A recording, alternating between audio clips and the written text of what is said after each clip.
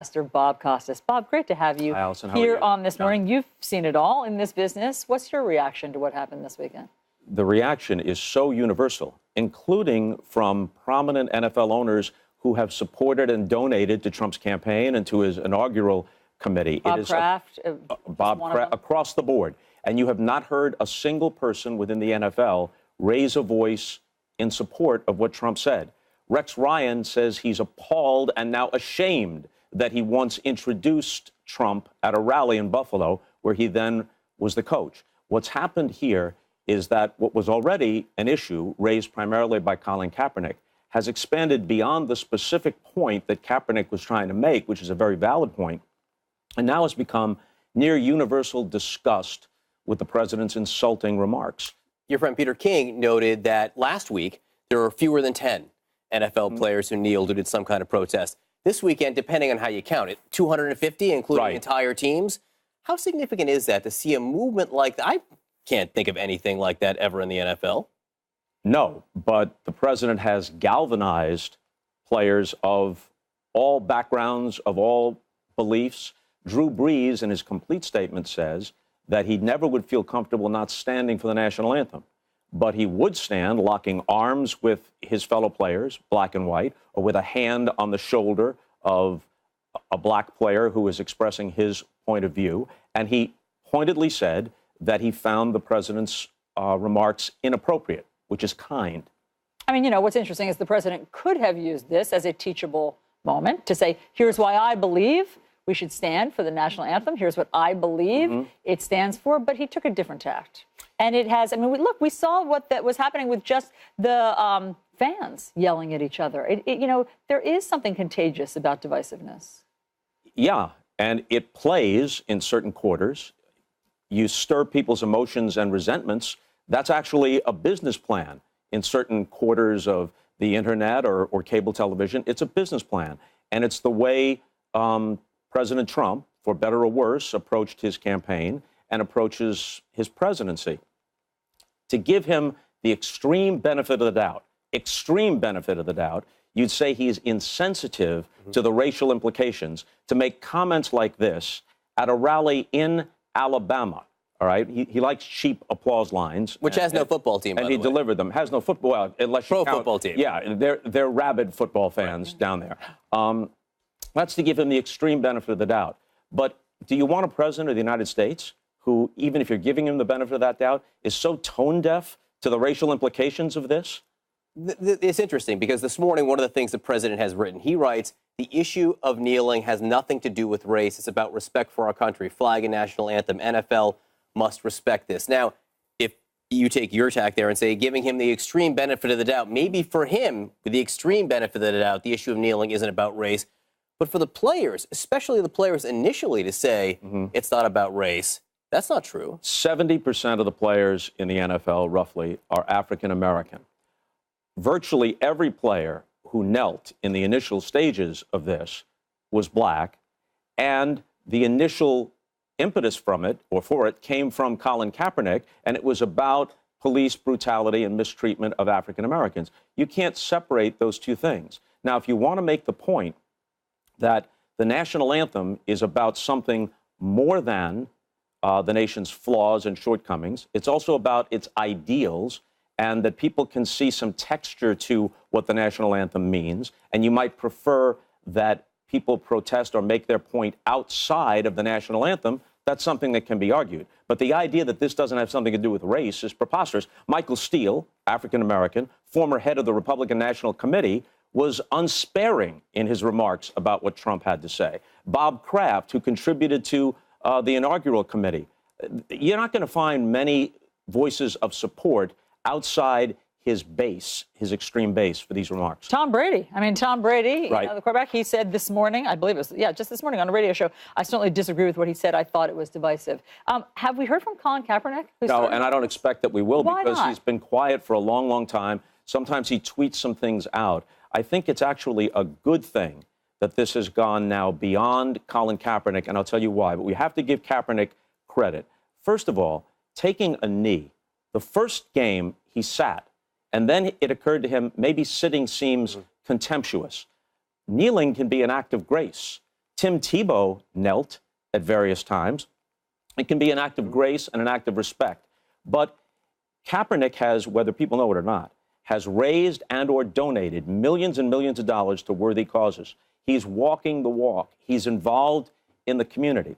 But Kaepernick himself was an imperfect messenger. He's given to saying things like, I don't vote because the oppressor will never let you vote your way out of your oppression. So I guess it doesn't matter to him who wound up being president of the United States. It doesn't matter that when he first knelt, Barack Obama was president, and now someone who many of his fellow African Americans and, importantly, many of his fellow citizens of all races and backgrounds object to. It doesn't matter to him. Sometimes what Colin says when he does speak makes it sound as if, and I say this with great respect for his intentions and for what he has done beyond kneeling on the field, sometimes he sounded like someone who took one semester from a radical professor when he was a freshman, and that's all he knows about the world. So I think it's better that additional voices here from multiple backgrounds weigh in, because Colin Kaepernick, despite what some people want to say, is not the natural heir to Muhammad Ali or Arthur Ashe or to Kareem Abdul-Jabbar, who continues to be a public intellectual. He's not. He's tried to do a good thing from his heart. I don't know that he's equipped to carry that baton. Look, and whether or not he's the right person for it, he's being punished. I don't think there's any question that he has the talent to be playing football right now, and he's not. Yeah. Because of this. He's better than some starters and better than most backups. Let me ask you again about a lot of what the debate is about right now, because you hear it from the president, you certainly hear it from his cabinet, including Steve Mnuchin. I'm not sure we have that quote, but the Treasury Secretary went on TV this weekend and said, this isn't about race, it's about respect for the military and first responders. And when you kneel, you're disrespecting the military and first responders. Part of what's happened is that sports and patriotism and the flag have been conflated to such an extent that people can't separate out any nuance. If you go to see Hamilton, which is about the founding of the Republic, no one says, wait a minute, don't raise the curtain until we hear the national anthem.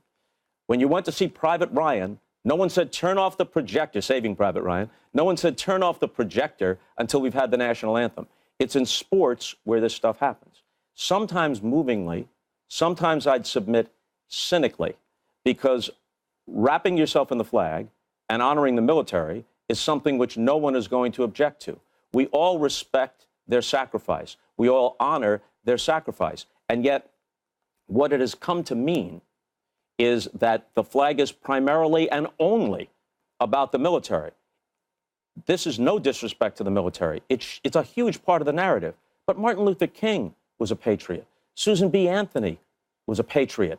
Dissidents are patriots. School teachers and social workers are patriots. And yet at Yankee Stadium, if we can shift sports, not only do they play the national anthem before the game, but they play God Bless America at the seventh inning stretch 81 times a year at home games. And in every case, they say, please rise as the Yankees honor a military guest. I have no problem with that. I stand every time I'm in the ballpark, no matter what it is, I stand. And I certainly respect the military person they bring out there. But there's never a school teacher. There's never a social worker. Patriotism comes in many forms. And what has happened is that it's been conflated with kind of a bumper sticker kind of flag waving and with the military only, so that people cannot see that in his own way, Colin Kaepernick, however imperfectly, is doing a patriotic thing. And so, too, are some of these other players. What do you think this does this season for football? Do you think that it will hurt ratings? No, I think it increases interest. Yesterday, every telecast, including Sunday Night Football on NBC, showed the national anthem. Generally speaking, and this is interesting, generally speaking, be it baseball, football, whatever, the networks try to cover the national anthem. They try to be in commercial. I've heard it in my ear where the producer says, wait a minute, they may still be in the anthem when we come out of this commercial. And sometimes they are, and then you're just quiet for the last few notes, and you note that the anthem has concluded. Now, people want to see the anthem. They're interested in it. How long it lasts, we'll have to wait and see. By the way, this is not as important, but in his comments in Alabama, Trump went on to say that they're ruining the NFL. There's not enough hitting. They're, I guess, sissifying the game. You wonder how many times people who believe that have themselves been hit in the head The science is clear. And the more that science emerges, the more it will become clear that football and brain trauma are linked. It doesn't matter how much you like the game, they are linked. And to deny that is to live in a fantasy world. When you hear people say that sports is about entertainment, sports is about distraction, sports is about something other than politics, politics shouldn't be in sports. Largely true, but sometimes they intersect, inevitably. And to ignore it is to ignore the elephant in the room. When I commented about various issues, only occasionally on NBC, be it on football or during the Olympics, it was never during the action. It was never at the expense of the action and the drama. It was always in a little niche that was carved out when nothing else was going on in terms of the game itself. But you have to acknowledge these things and you have to address them. They're important. And very often, because sports appeals across demographic lines like nothing else, we live in a niche world. But the one thing that draws not only a large audience, but a varied audience, outside of the Academy Awards and the Emmys, I guess, the one thing that draws that kind of across-the-board interest is big sports events. And very often that's where these issues play themselves out. I heard a little bit of relevant history yesterday that I think is important to just reiterate, and that is that before 2009, the players often weren't on the field for the national anthem. Something changed, and patriotism became a larger component of all of this, sometimes paid patriotism. And so yesterday, what did you think of the teams that stayed in the locker room for the national anthem? They released statements saying, we believe in patriotism, we believe in our flag, we believe in our first responders, but they stayed in the locker room. What did you make of it? I was okay with it, and I think what Mike Tomlin said, the coach of the Steelers, made a lot of sense. He said, we don't want our players to have to choose. They may feel one way, they may feel another, they may be apolitical, so we'll stay off. Villanueva, one of the players for the Steelers, who was an Army Ranger in Afghanistan, came out of the locker room and stood at the edge of the field, not on the field, but sort of at the lip of the runway that would lead to the field, with his hand over his heart. And that was his decision to make, and I would respect that too. What crossed the line specifically, do you think? What broke the dam here? Well, when you call people sons of bitches across the board, that offends everybody. White and black, they've stood shoulder to shoulder on those fields, in those locker rooms. What kind of a statement is that to make? And I don't think it's irrelevant that clearly the president had more passion and conviction for those remarks than he did when he finally got around, after equivocating, to distancing himself to some extent from white nationalists and neo-Nazis. He clearly had more fervor for this than for that. It's one thing to take a knee or raise a fist. It's your right, and there's a point here to be made. But I hope others follow Kaepernick's lead, not in some of the naive political statements he's occasionally made, but in getting involved in the community and actually doing things, which many NFL players already do, but it's just not spotlighted. And it's not just the NFL, NBA, Major League Baseball, whatever it may be. And I think it would, the reason why Kaepernick is an imperfect messenger is that you think about Muhammad Ali, a different time, and of course he was a transcendent figure, and he was so entertaining, even when he was polarizing, people couldn't take their eyes off him. He was so charismatic and magnetic. But you need people out there articulating, as a few did this weekend, out there articulating, we love our country, we support the military, we know that most policemen not only are not guilty of misbehavior, but many of them are heroic and dedicated. Many of them are themselves African American or Hispanic, and they're dedicated to protecting and serving people of all backgrounds. We get that, but there is still a problem. And that problem of police brutality specifically is real, it's true, it's urgent, and because it's connected historically to the mistreatment of African Americans by government, by the justice system, and by the police, because it's connected, it resonates all the more. If people can make those distinctions and voice those distinctions rather than just kneeling or rather than just raising a fist, then the conversation's really on. And I hope it goes there. It's hard to say all of what you just said on Twitter, which is, I think, one of the problems right now that's leadership in this country. That's right. It's a complicated, important discussion. A world that plays its discussions out on social media is not a world of texture and nuance. No. Bob Costas, thank you.